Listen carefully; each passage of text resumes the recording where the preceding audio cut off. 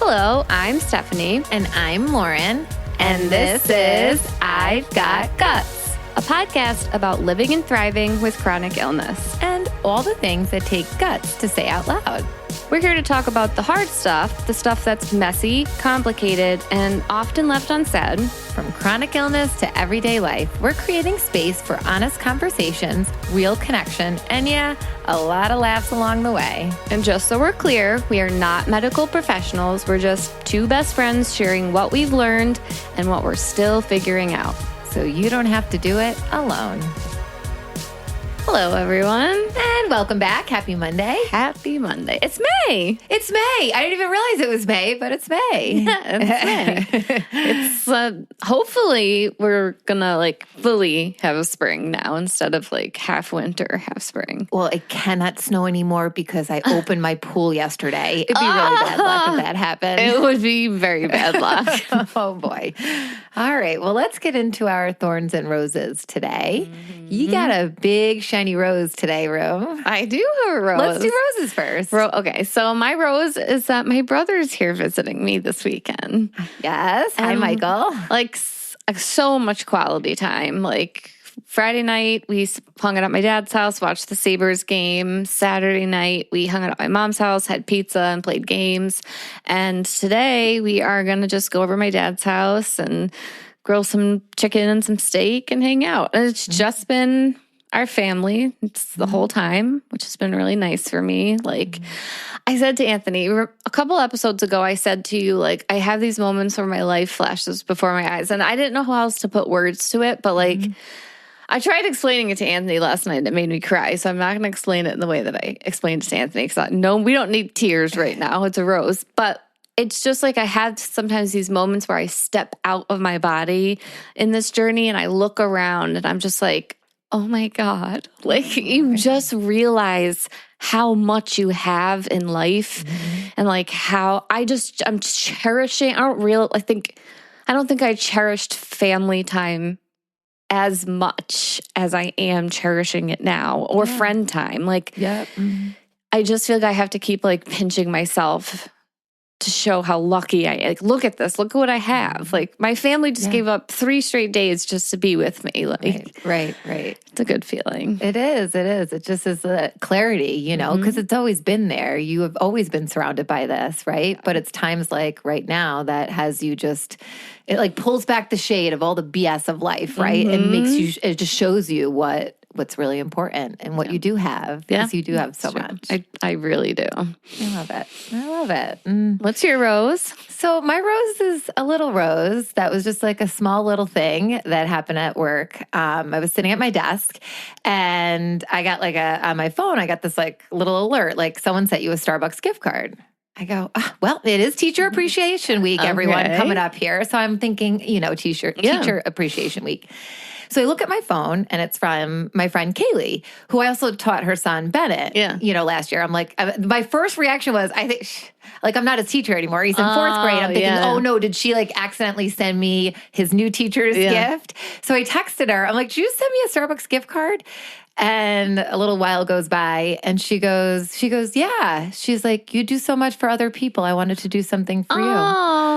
I go, Kaylee. And then I just hit me, Rome. I don't know. I just cried at my desk. Because you do. Look at what everybody has commented, because you posted a video of you and Sean and Connor sorting the shirts. You have done so much for me in the span of a month. I know. How could I not, though? You're in my room. I know, but it's just, you do deserve a little special treatment yourself. Yeah, and it was not anything huge. It was just a small Starbucks gift card to get myself a coffee. And it just made me realize and I think any listener out there who may be a teacher, right? You teach all day, you give to your students, you give to your parents, and you come home if if you have kids, you're giving to your kids, you're doing all this. You do so much in general, right? And it's sometimes it was just a nice reminder of okay, thanks. I see you. Yeah. I see you. And I'm just crying. I am so emotional these days. I can't rein in these stupid tears. And I know it's good. We release them, right? But but it was more tears of oh, Kaylee, thank you for seeing me Happy today. Tears. Thank you for for that little token of appreciation. So, Kaylee, I love you. And I don't know if you realize how much that small little thing you did meant to me that day. So, she's the best. Well, based on the smile on your face, it meant a lot to you. It did. And I mean, you know how much I love Starbucks. Yes, I actually do. Contemplated not making this cup of coffee I'm drinking right now and going right now before I came here, but I decided to save it for a work week. Oh, my God. All right. Well, let's do our thorns. Thorn. Well, my thorn is a continuation of last week. So the hair saga continues. Dun, dun, dun. Spikier than usual. Yes. Last week, I think I told you guys that I had all these like sores on my head, blisters, whatever. So that continued and it's extremely painful. Like I will never have words for the pain that caused. And it turns out I did have an infection called folliculitis. Folliculitis. It sounds kind of like a wiki song. I know. And the way it was explained to me was that chemo attacks rapidly dividing cells, and our hair follicles are rapidly dividing cells because we're always growing new hair. So it's like the signal got confused. The hair was like, I'm trying to grow, and the chemo was like, stop. And like it's like a battle. And then the battle ended in all these wounds on my head. Yes.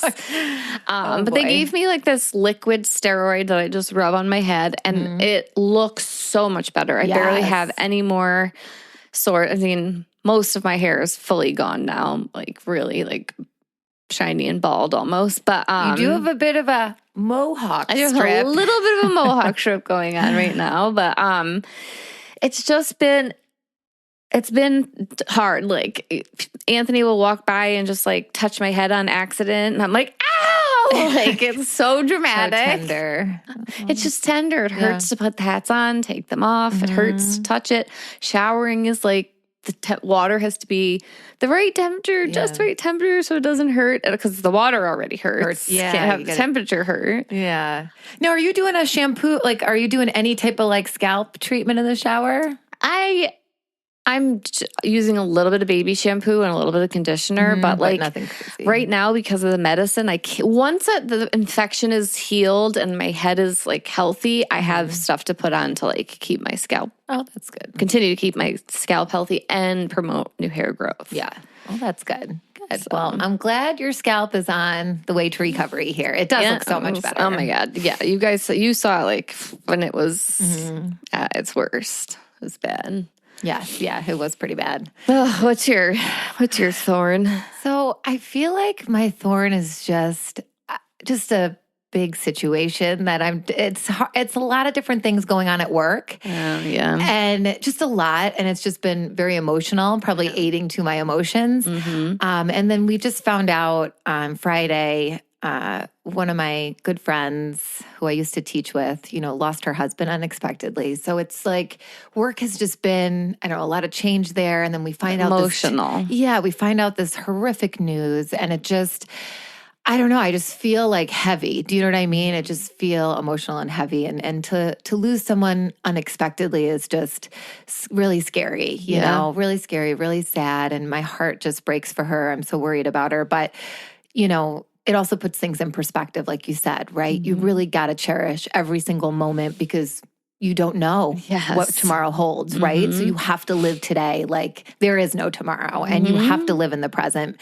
And I think it's moments like a diagnosis like yours, like the loss of, a loved one, things like that sharpen your view, on just what's really important in life. Yeah. Stop stressing about, the small stuff and really focus on what you have. And I think that's really what led us to want to do this episode this week. Actually, that's a great natural segue.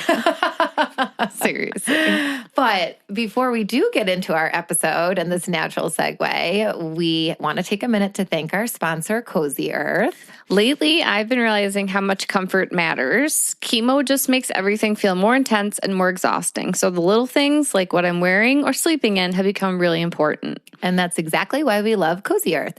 Everything they make, from their sheets to their lounge loungewear to their towels is all about comfort. Yes. So when sleep is already hard or you're dealing with things like night sweats, having something that actually helps your body relax instead of working against it really makes a difference. They also offer a 100-night sleep trial and a 10-year warranty, so you can try it completely risk-free. Head to Cozy Earth and use IGG for 21% off. Your future self will thank you. It sure will. It sure will. All right. Well, let's get into our episode today. Ready for it. Here we go. So as we were just kind of saying, we know that there are moments in life that just can change everything, not gradually, not gently, but instantly.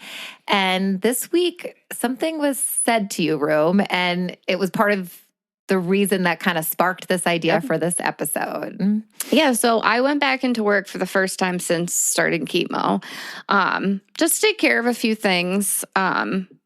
Like I'm still doing all the lesson plans for like my side of things. So I had to go print a few things, organize a few materials. And it was the first time I had seen everyone in a while. And it was so great. Oh my God. Talk about being lifted up. I felt like it was every hug refilled my battery. But it was also kind of surprising because so many people said the same thing to me. How are you so happy right now? How is your energy so high? How are you doing this? Yes. And when you told me that, we both just had this moment of, we have to talk about this, right? Because you've heard that. I've heard that so many freaking times. And maybe if you're listening right now, maybe you've heard it too. Or maybe you haven't heard that and you really need some strategies and tools to shift your energy and how you feel right now. And we want you to know that as we share this all today, it's not that things aren't hard because trust me, they're hard. Yes. This isn't about pretending. It's not about forcing positivity or ignoring what's real. It's about something deeper. It's about your mind, your perspective, your energy, the way you meet what life hands you. Yes, because the truth is my life changed overnight. Honestly, it sure did. And my life too has in different ways, but somehow we're still showing up, right? We're still finding moments of light. We're still choosing how we move through it. Yes. So today we wanted to open up that conversation. We sure did. This is going to be one of those episodes where we give you a deeper insight into our lives right now. You're going to hear Stef's real raw experience, what actually it looks like day to day navigating cancer. And then I'm going to share a couple of, obviously, mindset tools and shifts that I lean on, especially in seasons where things feel out of control. Because if you're listening and you're thinking, I don't know how I'd handle that, we want you to walk away knowing you have more power in your mind than you think you do. So I just got like the chills and goosebumps. Like you really are more powerful than you know if you're listening. True. And it's as soon as we realize that and tap into it, so many things can shift. So, all right, Room, take us back to that moment the other day. You're walking into work. Definitely, I'm sure it was an emotional experience. Driving there, getting there, doing all that. What was going through your mind, and what did it actually feel like for you? You know, it happened at work, but it actually happens a lot more often than that. Like everyone through this, from the beginning of this to now, questions how I'm getting through it and then maintaining my positive attitude and still showing up for things. Right. So this wasn't even just like an isolated incident. Right. It was kind of like a culmination of like what has people been saying, what people have been sharing with you, and then this kind of all came together. Yeah, but going to work, like I was feeling a little nervous. I'm not going to lie. Only one of my students recognized me. Only one? And wait, you have the total of how many? Six? All right, and the one that recognized me is like instant, and you would have thought like the biggest celebrity in the world was there. I got so much fanfare from him. And the other five looked at me like, who are you? But I had on a mask and no makeup and a hat. So all they could really see are your eyeballs. Yeah. Right. So, yeah. Oh, because they were ending? Coming back from specials. Okay. So they walked into the room and I was there and only one of them realized like, oh my God, he kept saying, Myra's here. But so it was an emotional moment. I also like walked into work and I was like, holy shit, I miss this. I miss having this purpose to me, like doing things, like whatever. It's actually nice for me. Everyone's like, why are you doing work right now? I wanted to be like, you have no idea how much I need this. Let me do my work. Right. But then when people started saying all that to me, like why are you doing work right now? Like, how are you so happy or whatever? It always surprises me because I don't even realize I'm doing those things anymore. Like it is just how I have trained my brain to work.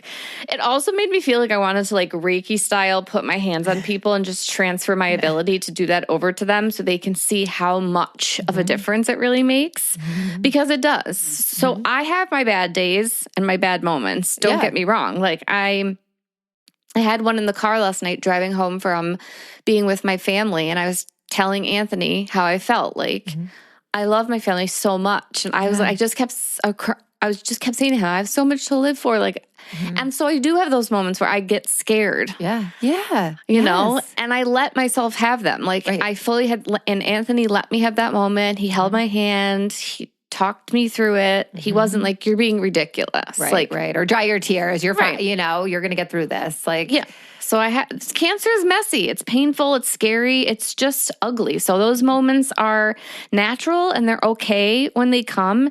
I honor them and I let myself feel them to the full extent. But when I'm not having one of those moments, I focus on the good around me. And it's almost like in order for you to fully focus on the good around you, you have to allow yourself to feel shitty. And you have to allow yourself to cry and release. Big part of it. Because it's almost like, your tears aren't a bad thing, right? Those emotions aren't a bad thing. It's part of life and you just have to get it out. And then it's almost like, okay. It's like after you take a poop, like, I just got it out. I feel better now. You got rid of that excess shit that you didn't need inside of you. Yeah. And a perfect example of it is the other day I had to go get an endoscopy, right? And at this point in my cancer journey, it's like, okay, enough is enough. Like, why do I have to do another freaking procedure? But my team really wanted to be 100% positive that the difficulty swallowing was being caused by thrush and not something else. Right. It was a terrible medical experience. I still can't believe this. I mean, I can, but I can't. Super traumatizing. So the Twilight medication didn't work for me. And I was wide awake and very aware of what was going on during the endoscopy. And it was extremely uncomfortable. And I'm being nice. I'm putting it mildly when I say that. Yeah, I mean, literally, they're slipping a tube down your esophagus into your stomach, and you're like mildly awake for that. Yes. Or mildly uncomfortable. And honestly, I could have let that ruin my whole day. Yeah. I could have spent the whole day being pissed off about it. They know my medicine plan. We worked this out ahead of time. And just because they forgot, I paid the price. Like I could have. Did I let myself have that moment for 5 minutes? Yeah, I sure did. Because you needed to. But my doctor confirmed that it was thrush and sent in a prescription for me, and my attitude and my mood instantly changed because, yes, it's another diagnosis at a time when I don't need anything else freaking wrong with me, but it was an answer. Yeah. Yes. Right? And it was something that you've had before, could be treated. It's, you know what I mean? Like it was like almost...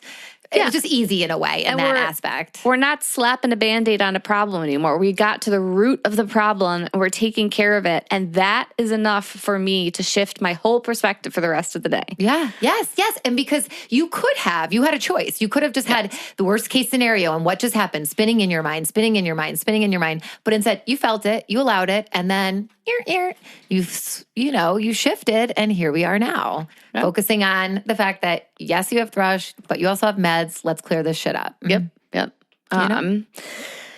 So, and that's kind of how I live every day. I find the good, like even if it's trivial or small or may seem stupid to someone else, and I cherish it. And when I say trivial, like when I started doing this was during my gastroparesis diagnosis. And I've talked about this a million times. And when I found the good in the days, sometimes it was like literally I stood up and didn't throw up. Yes, right. I did not vomit everywhere today. That is a win. It's a win. Like I read 4 pages of my book. Like, but to me, those were the good moments in my day, and I had to find them. And like we only get one life to live, and I don't want to waste it being angry or upset or scared all the time. I want to smile. I want to live my life. I want to enjoy the good things.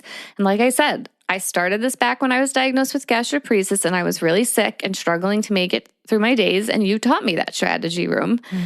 And you also really taught me, not even directly, this is just from you modeling for me, how to take things like one step, one breath, one day at a time instead of zooming out and looking at the whole big picture all at once, because that's fucking terrifying. Yeah, that is terrifying. Yeah. Like those two things are genuinely the strategies I use to stay positive, and they were all taught by you, Room. You are my Mr. Miyagi. Getting a bit emotional over here. The teacher is getting emotional. But honestly, when I started doing it, it didn't click right away. Right. It took probably, I would say, let's see, we were out for COVID. That was started in what? March? Yeah, Middle of March, right? yeah. So March, April, May, June. I would say March, April, May, June, July. By that July, so it took me about 5 months for my brain to start doing it on its own. Right. 5 months of every day writing down 3 things that were positive. Right. And at first I was like, this doesn't fucking work. Right. Stop making my days better. But it did eventually. Right. Because it's like that repetition over time. The more you do it, the more it commits to memory, the more it becomes your default and not something you're forcing yourself to do. Right. And I think so many people who may be struggling with the mindset stuff right now may give it a whirl for a week, 2 weeks, 3 weeks. But what if you stick to it? What if you keep trying it? There could be a time where it just clicks and you start to feel that relief of like, it works. Even the whole stopping yourself from zooming out and looking at the big picture, the difference that makes, because like right now, all I can control, I can go to chemo and I can let the chemo kill my cancer. Yes, yeah. I can't do anything beyond that, so why focus on it? Right. It's totally out of your control. Right now, all that matters is today. Yes. This moment. And I also want to say one thing too, how we talk to ourselves about what's going on in our head. Yeah. Is important. And I said this to you the other day. I read somewhere because Olivia Newton-John had breast cancer. Was I reading this to you? No. And she spoke out a lot about it. She did, yes. And she said, I don't like to say survivor or warrior. I like to say thriver. I'm a you did say thriver this to me. Yes. of breast cancer. Yes. And that is what I'm going to say I'm not a survivor yet. I will be. Yeah. But I'm also not a warrior because I didn't choose to fight this fight. I'm a thriver. I am thriving in spite of what I was diagnosed with. Yes, I love that. And I feel like that, it's just the language, that vocabulary word that you're assigning to it, right? Yep. It just shifts, it shifts things more, Because when you say warrior, it's like, you're fighting. I feel like we've talked about this before too, with just gastroparesis and achalasia. Like I used to have I still have it because I can't throw it out. But when I was first diagnosed with achalasia, I have this I have one with too. a strong woman on it from like the 60s I have or whatever. a gastroparesis warrior. Warrior, and I was going to fight this. But as soon as I stopped fighting it, right? As soon as I started loving myself and sending healing vibes to it and working with my body and not fighting against it, things shifted for me, right? And the same is happening to you. I'm not fighting cancer. I'm thriving in spite of it. There we go. Yes. You are Steph Strong. Yes, as you're wearing this rocking shirt. my new t-shirt today. I really wish, first of all, if you did not get a t-shirt, speaking of being strong, we sold so many t-shirts, Room. It was insane. I know. And so many people are reaching out. So if you did not get a Steph Strong t-shirt, You didn't get one. I'm looking at it now. It's pretty cute. It is so adorable. Our friend Steph designed it. And I mean, I was really just the one who pushed the whole order through with the t-shirt guy, but she was the mastermind behind this beautiful design. So if you did not get one and you still want one, we'll put the link in our show notes for a new round, because I feel like this guy is so great. He's like, whatever you got, send it my way. He's going to do it for us. He's real nice. I was thinking we were going to need a certain number to get another round of shirts, but we're ready to go. So we'll put the link in our show notes in case you want to grab one. All right, Mr. Miyagi, tell us your ways. Okay, I will. And I have to tell you, like, everything you just shared, Room, what stands out so much, it's not about having perfect days, right? It's about how you meet the moments as they come. And that's where mindset really comes in. So I wanted to share a couple of things that I personally lean on. I got to tell you, this is so flippin' hard for me because I have like 91 different strategies to share and teach on. But it's like, okay, what am I using right now? What can I narrow down? Because I'm not immune to fear or uncertainty or hard days either. But these, I actually originally wrote down 2 shifts, but I accidentally decided I'm going to do 3. Accidentally. That help me come back to myself every time. So This is a fun one. And I don't know, I know we've done mindset episodes before, and I've been doing this one for not too long. I want to say maybe since like January, February. I don't think I've talked about this one yet, but even if I have, it's a good reminder to definitely start doing this. So when life feels heavy, our brains naturally rehearse what's wrong, what hurts, what we're afraid of, what might go wrong tomorrow, what might go wrong a week from now. But the few minutes right when we wake up and right before we fall asleep are when our subconscious and nervous system are most receptive. So if like you visualize that, as soon as you open your eyes, you are most receptive. Let's feed our brain with something that's going to serve you versus doing a doom scroll or literally going right back to that worst case scenario that you were rehearsing before you went to bed. So instead of letting the mind spiral, we can give it something safer to rehearse. So I wake up and so I read this every morning. I put it in my notes section of my phone. I just have like a little blurb of what I read. And yours can look however you want it to, but it's really just kind of setting that intention of what the day is going to be like. So I wake up and you could say something along the lines of, my body feels supported, safe, and capable of healing. I wake up and I have the energy I need for today, not forever, just today. So these are just examples. You may want to use one of these. I wake up and I'm not nauseous all day. All day. There you go. I love that one. I wake up and solutions are unfolding. That's a fun one, even if I can't see them yet. And I love that. Solutions are unfolding, even if you can't see it yet, because sometimes having chronic illness, right? You're trying to find some type of solution or maybe a problem in your life. You can't always see it yet, so it feels like you lose hope, but you have to just trust and know that they're there. They're unfolding even if you can't see it yet. I wake up and my nervous system feels steady and held. Or I wake up and I'm allowed to move at the pace my body needs. I feel like that one I used for a while because some days you wake up and you just, when I was barely eating and I didn't have enough food in my body, it was hard, right? I didn't have the fuel, but I knew that I'm allowed to move at the pace that my body was setting at that point. I wake up and trust that this season is shaping me, not breaking me. Just a few examples. You can take one of those or make your own. But this isn't about pretending the symptoms don't exist, like what you said, Rome. It's about teaching your nervous system what safety feels like. And that's what it's all about. Your brain will rehearse something. It's going to rehearse something. Yes. Why not decide what it gets to rehearse?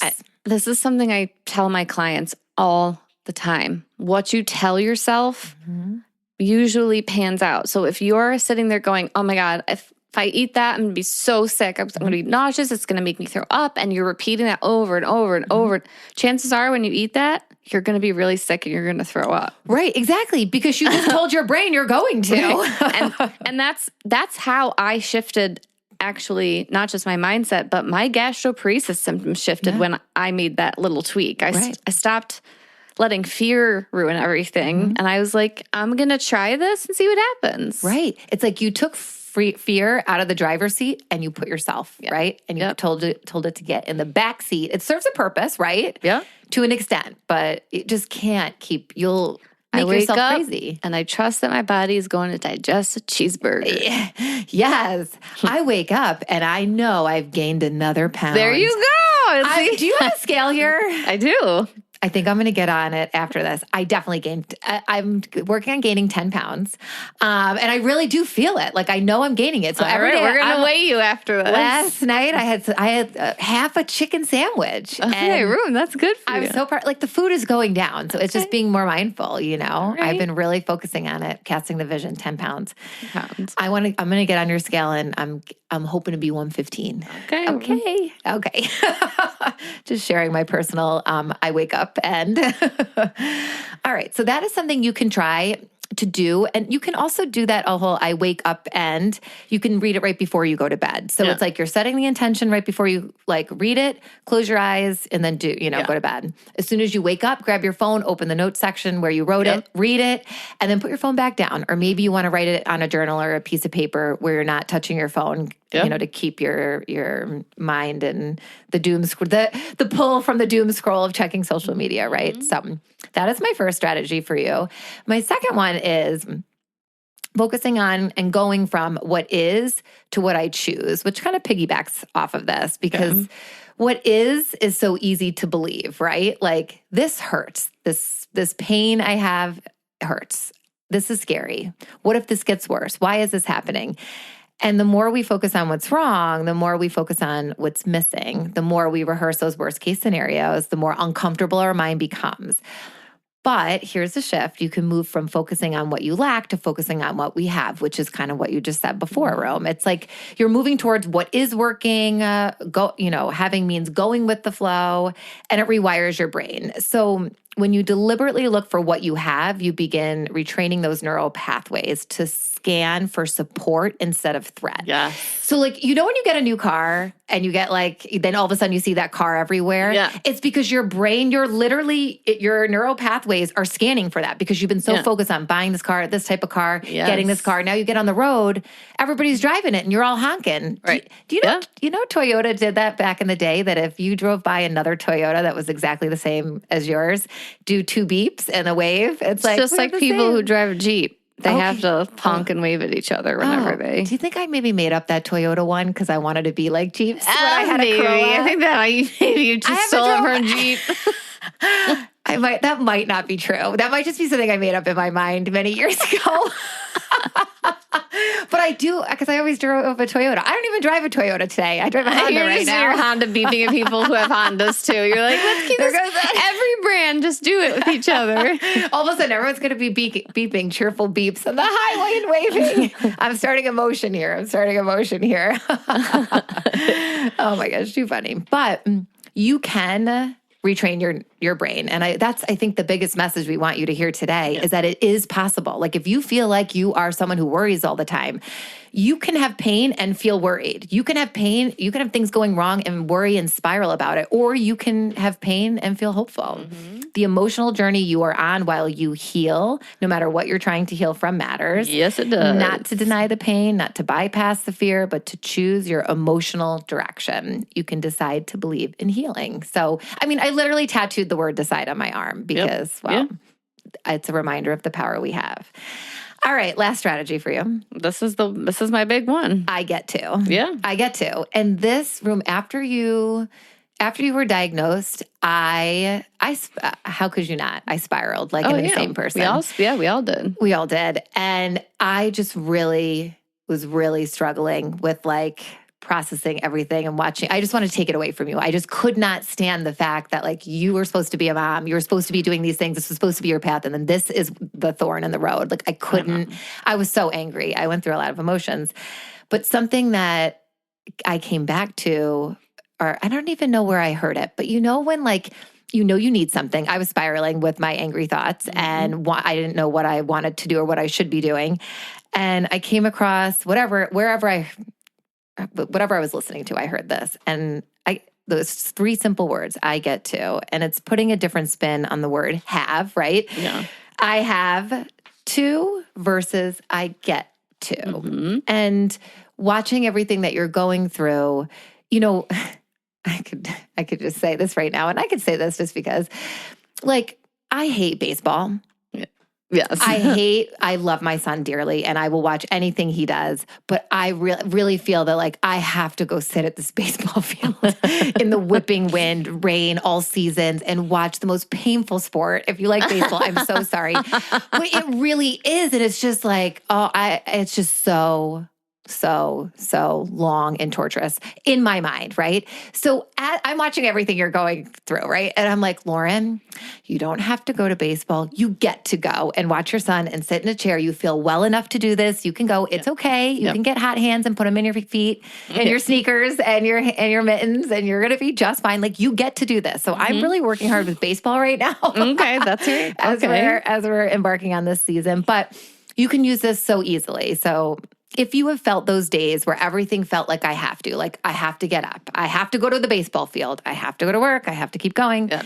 But this small shift, these 3 words have been bringing me back and just putting things into focus. And then it lifts my mood. Mm-hmm. And I may have made some Irish coffee, on the way to that helps spike my coffee a little bit. That might have lifted my mood going to the field, but it does shift your mood. I get to go to work. I get to come home to my family. I get to take care of my body. I get to live this life, right? It's these I get tos. I could have been, when Anthony broke his hand at first, I was like, oh my God. But then it turned for me into, I get to spend like weeks with my husband. Yes. Right. Instead of it being a bad thing, we turned it into something we cherished. Right. Exactly. It was just like a whole one-handed experience of joy.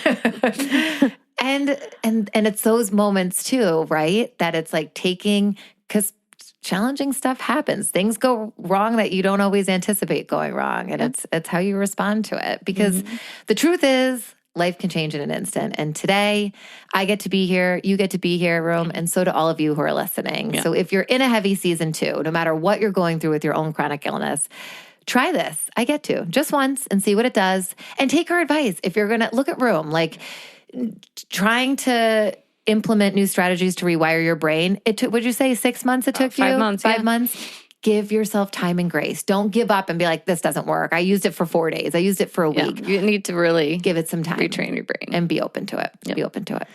And I think if there's anything I've learned through all of this is that you don't really know how you'll handle something until you're in it. And it's not perfect. There are hard moments. There are really heavy days.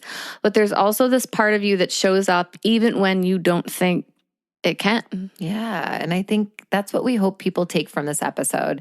It's not that you have to have it all figured out or that you have to feel positive all the time. It's just knowing that within you, there's a way to meet whatever is in front of you. And that can look different every single day and from person to person. Exactly. And that's okay. Some days it's strength. Some days it's softness. Some days it's just getting through the next hour and you're crying and pooping your pants. But all of it counts. All of it counts. So. All of it matters. And if you're listening right now and you're in something hard, just know you're not alone in it. And there is more power in you than you might feel in this moment. You just have to find that power and harness it. Yes. Like look within. You are so powerful. You are so powerful. And this reminds me of a quote from a book that I just started reading. And it feels very fitting for this conversation room. And I feel like it's from Viktor Frankl. And I had to pull up I was recommended to read this by my therapist, actually. Mm-hmm. And it's a very old book. And it definitely has some dark spots in it. But I may be fast forwarding through some parts. But Man's Search for Meaning, Viktor E. Frankl wrote it. And the quote that I pulled from the book is, when we are no longer able to change a situation, we are challenged to change ourselves. And that's what we're hoping to inspire within you today, that you can be changed. Even if your situation feels like muddy and a mess, you can change yourself. Yes, that's a good one. And it's so true. And I think the overall theme to what we were saying, I think it's so important to highlight in the quote, what the quote is saying, like we can no longer change a situation. And I think it's important to highlight the word situation, because that can be anything from cancer to, I don't like the way the person does this and it frustrates me. It could be a big situation to a small one, but those are not things you can change. So you have to do the hard work and find the strategy that helps you change within yourself. And Room, I kind of hijacked that last quote, so I wrote one down here for you to end with. Oh, okay. Let me see. So sometimes when you're in a dark place, you think you've been buried, but you've actually been planted. I love this quote, and that's Christine Kane. Is it Kane? Christine Kane. Yep. Yes. Okay, I love this. This is perfect. You never know what could bloom out of a hard time. And that is exactly how this podcast started. Yep. Rome, you are on point with your quote finding these days. It's pretty. I love it. I love it. And when you think about it, that is exactly why we started this podcast. That's exactly why you started your coaching with gastroparesis. That's exactly why I started. I have to teach my heart out. I have too many mindset skills and strategies. Look what can bloom out of darkness. Right. And don't you feel that it almost just gives a sense of hopefulness and peace, that all of this hard stuff and all of these dark moments are bringing you to a place that's even more beautiful than you can imagine. Absolutely. So is. All right. That was a great one today. That was such a good one. All right. Before we say goodbye, we need to talk about our sponsor, Cozy Earth. If you are ready to upgrade your sleep, your space, and your everyday life, head to cozyearth.com and use our code IGG at checkout for the best discount you can find out there. And are you loving the podcast? The best way to show it is by leaving a 5-star rating and a few kind words. It helps us to keep growing and reaching others who need to hear they're not alone. And be sure to join our email list. The link to sign up is in the show notes or in our bio on any of our social media platforms. Being a part of our email list is the best way to stay up to date on new episodes, special guests, recipes, book recs, and so much more. You can also connect with us anytime on Instagram, YouTube, TikTok, or Facebook. Just search I've Got Guts Podcast or email us directly at I'veGotGutsPodcast@gmail.com. Thank you so much for being here and for being part of this community. We're so grateful for you. Keep going, Keep growing, and always remember, you've got guts.